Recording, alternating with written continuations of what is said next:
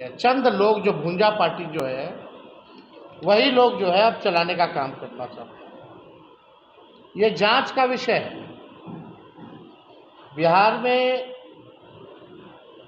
नीतीश कुमार जी के शासन में ये जांच का विषय है और मेरा इसमें 5 सवाल है जो हम मुख्यमंत्री जी से पूछना चाहते हैं। पहला, कितने अधिकारियों की पत्नियों की सरकारी नौकरी लगी है? पहला सवाल मेरा ये है कि कितने अधिकारियों की पत्नियों की सरकारी नौकरी लगी है।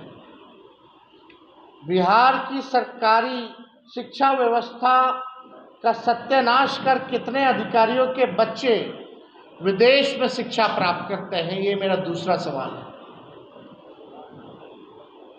बिहार का शिक्षा व्यवस्था बर्बाद कर दिए लोग और अपने बच्चों को विदेश कितने अधिकारी जो हैं वो भेजे हैं, हम जानना चाहते हैं। तीसरा सवाल, कितने अधिकारियों के बच्चे बिहार के विभिन्न विभागों में अपनी कंसल्टेंसी फर्म बना उसकी सेवा दे रहे हैं,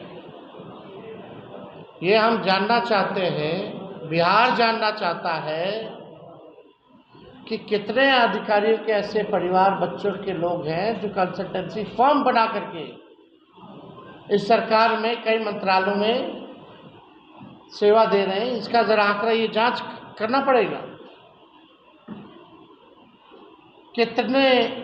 कितनों ने ज़मीनों में और विदेशों में निवेश कर रखा है? कितने अधिकारियों ने? कितने अधिकारी ज़मीन में या विदेशों में निवेश कर रखे हैं, ये होना चाहिए। हम लोग भी मंत्री होते थे तो एफिडेविट देते थे, सारा चीज़ देते थे। यानी अब साफ दिखाता है कि मुख्यमंत्री जो लेते हैं, पता नहीं अधिकारियों का लेते हैं कि नहीं लेते हैं, वो एक तरफ देखते भी नहीं होंगे। या इसका वैल्यू ही ख़त्म हो गया, कोई नेगलेक्ट कर दिया गया, ये सब चीज़ नहीं चले होंगे क्योंकि मुख्यमंत्री जो है पूरी तरीके से अचेत अवस्था में। अब ये सरकार जाने वाली है। अब जब सरकार जाने वाली है तो जितना लूटना है बिहार के खजाने को, ये लोग लूटने का काम कर रहे हैं। इस पे है ना, चला चली की बेला मुख्यमंत्री है अकेला, ये स्थिति बनी हुई है। मतलब जितना लूटना है लूट लो, अब तो हम लोग जाने वाले हैं, अब मुख्यमंत्री तो अकेला हो। सबको पता है कि ये सरकार जा रही है, इसलिए चला चली की बेला में भूंजा पार्टी और चंद भ्रष्ट अधिकारी दोनों हाथों से गरीब राज्य जैसा बिहार को लूटने का काम करते हैं। 20 साल यानी 2 पीढ़ी को इन लोगों ने बर्बाद किया है और ये लोग चाहते हैं कि आने वाली जो बिहार की पीढ़ियां हैं उनको भी बर्बाद करने का काम करें। मुख्यमंत्री के जो अधिकारी अब तो उनके भी वफादार नहीं रहेंगे, मुख्यमंत्री के भी वफादार नहीं। बताइए, और कोई पढ़ा लिखा महिला नहीं थी कि मुख्यमंत्री के सचिव के धर्मपत्नी को आयोग में सदस्य बना दिया गया? क्या चल रहा है ये? अब तो आप देख लीजिए, आप ही लोग, बिहार का तो अब भगवान मालिक है।